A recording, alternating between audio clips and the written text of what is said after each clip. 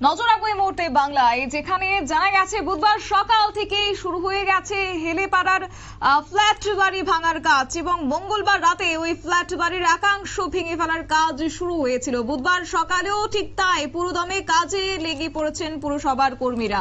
পৌঁছেছেন 97 নম্বর ওয়ার্ডের কাউন্সিলর তথা যাদবপুরের বিধায়ক দেবব্রত মজুমদারও।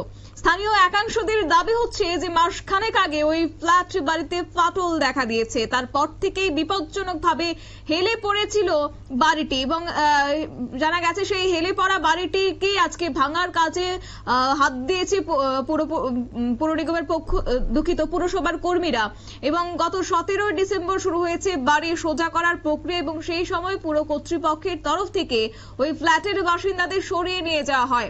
বাসিন্দাদের অভিযোগ, বছর 10 থেকে 12 বছর আগে জলাভূমি ভরাট করে বেআইনিভাবে ওই বহুতল নির্মাণ করা হয়েছিল।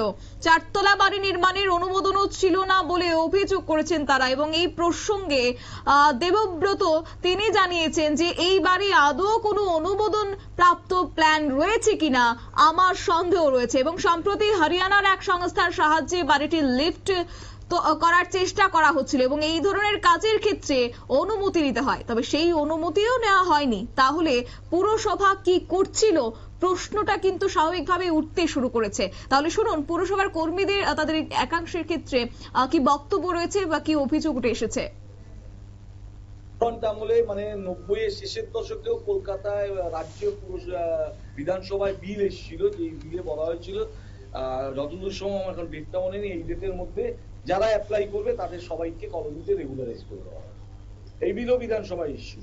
আচ্ছা, আমি ধরলাম যে এই বিল্ডিংটা হলো, কিন্তু যখন একটা বাইরের সংস্থা এসে কাজ করছে, পুরসভার তো ইঞ্জিনিয়াররা বিভিন্ন জায়গায় এটাই আমাদের সবচেয়ে বড়। এই যে আমি কালকের থেকেই কাগজটা আমি জোগাড় করছি, যে অদ্ভুত, আমি পুরসভার সেকেও বলেছি, আমাদের ডিজিকেও আমি বলেছি, নাগরা বিল্ডিং কনস্ট্রাকশন প্রাইভেট লিমিটেড করে যমুনানগরের একটা কোম্পানি, সে এই কাজটা করছে এবং এই কাজটা যে করছে, এই কাজটা করার জন্য কোনো অনুমতি পুরসভার থেকে তারা নেই এবং যেই জগগুলি দিয়ে এটাকে তোলার চেষ্টা করা হয়েছে, আমি টেকনিক্যাল পার্সন নয়, কিন্তু আপাত দৃষ্টিতে মনে হচ্ছে একেবারেই ইনএফিশিয়েন্ট এবং কোনো টেকনিক্যাল এক্সপার্টাইজ ছাড়া এই কাজ হচ্ছে। কিন্তু আমি বলছি এই কাজটা যখন হচ্ছে তখন কাউন্সিলর বলছেন যে তাকে বলেছিল এবং তাকে এটাও বলা হয়েছিল যে তারা পাশে চলে যাচ্ছেন, পাশে গিয়ে থাকছেন। তো এই যখন কাজটা হচ্ছে তখন পুরসভা বাধা দিতে পারতো না? কাউকে জানায়নি, একটু ইস্যু হলো, কাউন্সিলরও জানে না, কাউকে জানায়নি। কারণ এই বাড়ির লোকগুলোকেও আমরা জিজ্ঞেস করছিলাম যে এত বড় কাজ করলেন, মানে এই যে এখানে আছে 8 জন মিলে সই করেছে ইনক্লুডিং ডেভেলপার, যে এই কাজটা করছেন আপনারা, এত বড় একটা কাজ করছেন, কাউন্সিলরকে জানাননি, পৌরসভাকে জানাননি, কিভাবে কাজটা করছেন?